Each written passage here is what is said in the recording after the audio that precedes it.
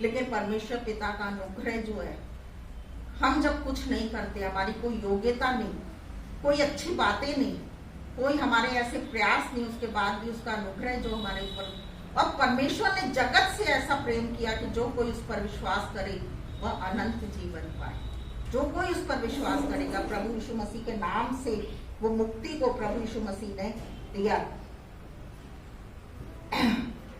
प्रभु यीशु मसीह के जन्म की खबर जब गडरियों तक गई तो उसके पास भी इसी बात को प्रभु यीशु मसीह की पहचान को बताया कि वह अपने लोगों को उनके पापों से उद्धार करेगा, उद्धार करता जन्मा है। तुम्हारे लिए एक बड़ी खुशखबरी है कि उद्धार करता जन्मा है। लूका 7:22-23 में भी यही लिखा गया है।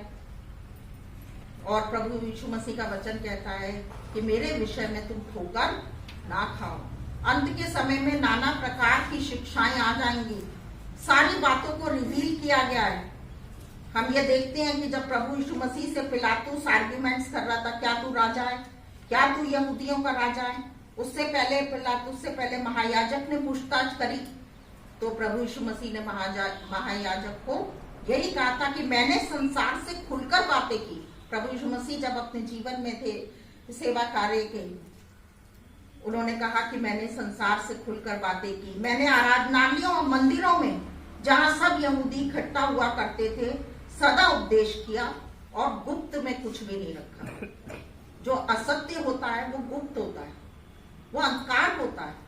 प्रभु यीशु मसीह सत्य की गवाही देने और स्वयं सत्य है, मार्ग है, जीवन है, इसलिए उन्होंने कहा मैं ज्योति हूं और जो मेरे ऊपर विश्वास करता है, मेरे अनुसार चलता है, वो भी ज्योति होगा और तुम सितारों के माने चमकोगे। कोई दिया जलाकर पैमाने के नीचे नहीं रखता, दीवट पे रखता ताकि उसकी रोशनी हर ओर चमके। तो आज मैं महिलाओं को यही उत्साहित करना चाहती हूँ कि आपकी रोशनी जो है आपके जीवन की, वो आपके परिवार, आपके समाज और उसके साथ साथ जहां भी परमेश्वर आपको इस्तेमाल करना चाहता है, परमेश्वर से पूछें कि पवित्र आत्मा मेरी मदद करे कि मेरे जीवन का उद्देश्य क्या है। क्योंकि कोई पता नहीं कि कब किसी को भी आज तक, चाहे साइंस कितना भी आगे बढ़ जाए, डेवलप्ड कंट्रीज जो थी, जिन्हें हम कहते थे developed countries, America developed country है, हमारा इंडिया तो अभी डेवलपिंग है, लेकिन ऑलरेडी डेवलप्ड जो कंट्रीज है, कोरोना में उस छोटे से वायरस के लिए वो भी फेल हो गए।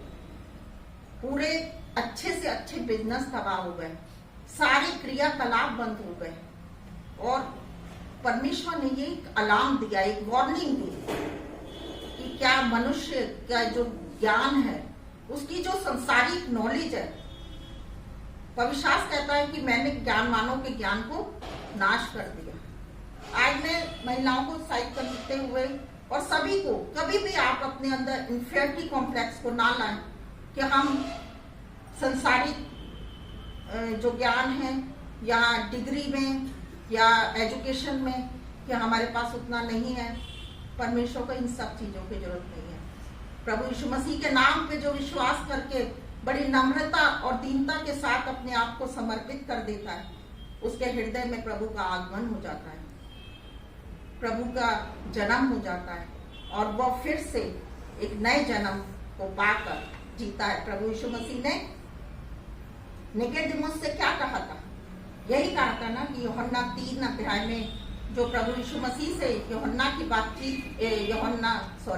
निकोदेमुस की जो बातचीत हो रही थी, उसमें प्रभु यीशु मसीह ने कहा मैं तुझसे सच सच कहता हूँ, सच सच कहता हूँ। प्रभु यीशु मसीह अपनी बात को अथॉरिटी के साथ कहते थे, सच सच कहता हूँ कि यदि कोई नए सिरे से ना जन्मे तो परमेश्वर का राज्य नहीं देख सकता।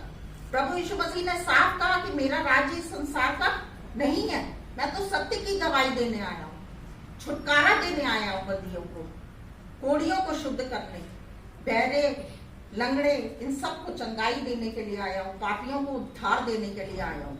और जो प्रभु यीशु मसीह ने वादा किया था सत्य का, जो उन्होंने अपनी पहचान को बताया था, उसे क्रूस पर उस सत्य को पूरा किया, मृत्यु के डंक को हटा दिया।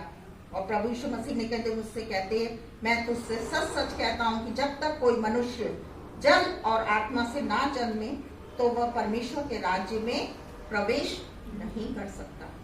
उसने हमें अंधकार के वश से छुड़ाकर अपने प्रिय पुत्र के राज्य में प्रवेश कराया है।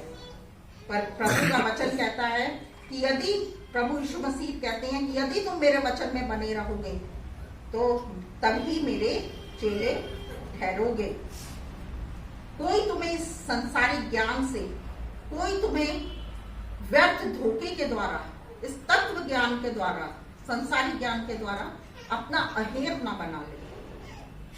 जिस प्रकार लिखा है कि जो स्त्रियां दुर्बल दशा में होती है, अर्थात आत्मिक दुर्बलता में होती है, उनको ऐसे लोग जो अंतिम दिनों के लोग जो भक्ति का वेश धारण करने के बाद प्रभु यीशु मसीह की शक्ति नहीं केवल अपना व्यापार के रूप में कर रहे हो, ऐसी महिलाओं को, दुर्बल स्त्रियों का जिक्र है, इसलिए मैंने इस वचन को बता रही हूँ कि उनको अपने वश में कर लेते हैं। हम उनमें से नहीं है, हम वो स्त्रियां नहीं है, हम वो मूर्ख स्त्रियां नहीं है जिन्होंने उन कुंवारियों की तरह, जिन्होंने 5 जो मूर्ख थी, उन्होंने अपनी कुप्पियों को तेल से नहीं भरा था। हम वो स्त्रियां नहीं है। हमने अपनी कुप्पियों को प्रभु यीशु मसीह के विश्वास से अपने तेल को भरा है, और जब जब कमजोर होते हैं उस विश्वास के तेल को डालते रहिए, क्योंकि संसार की परिस्थितियां ऐसी होती हैं। कई बार हमारे संसारिक जीवन में ऐसी घटनाएं हो जाती है, हम विश्वास में कमजोर होते हैं, फिर उठिए। हन्ना हर वर्ष यहोवा के सामने आती, उसके भवन में आती और प्रार्थना करती थी, चली जाती, जो मांग रही थी फेल हो जाती, फिर आती, फिर चली जाती, लेकिन उसने परमेश्वर की ड्योढ़ी पे आंसू बहाना नहीं छोड़ा, मांगती रही, और परमेश्वर पिता ने उसे ना केवल एक पुत्र दिया और उसे और भी पुत्र दिए और एक हर्षित माता बनाया। तिमुथियुस जो पौलुस के युवा साथी थे, उनको उत्साहित करते हुए पौलुस तिमुथियुस को कहते हैं, वो यंग एज में थे, कि तेरे उस निष्कलंक विश्वास की मैं तुझे सुधि दिलाता हूँ जो तेरी माता यूनिके में और तेरी नानी लोइस में था। क्या हम दादी और नानी, हम माँ, हम लेडीज जो परिवार में पूरे टाइम, हम ज्यादा से ज्यादा टाइम हमारा घर में रहता है, क्या हमारे जीवन का इम्पैक्ट जो है वो विश्वास में हम अपने बच्चों को मजबूत कर रहे हैं कि नहीं? ये आज हम महिलाओं की जिम्मेदारी है। हमारी जिम्मेदारी है कि पवित्र आत्मा की सामर्थ्य से भरकर प्रभु यीशु मसीह के सत्य की गवाही, उस मार्ग की गवाही, और सत्य जो अंधकार के वश से हमें छुड़ाता है, स्वतंत्र करता है, उस गवाही को हम हर एक तक पहुंचा सके। और जो प्रभु यीशु मसीह की एक्सपेक्टेशन है कि जैसे उन्होंने अपने लिए कहा कि मैं जगत की ज्योति हूँ, और फिर मत्ती के अध्याय में लिखा हुआ है कि तुम जगत की ज्योति हो। और परमेश्वर पिता करे कि इस वचन के द्वारा हम सब के जीवन में वो आशीष है, पवित्र आत्मा का सामर्थ है, वो सत्य की गवाही के लिए पवित्र आत्मा हम सबको तैयार करे और हम भी उस ज्योति के समान चमके। प्रभु यीशु मसीह के इस वचन के द्वारा प्रभु आपको बहुत ऐसे आशीष दे।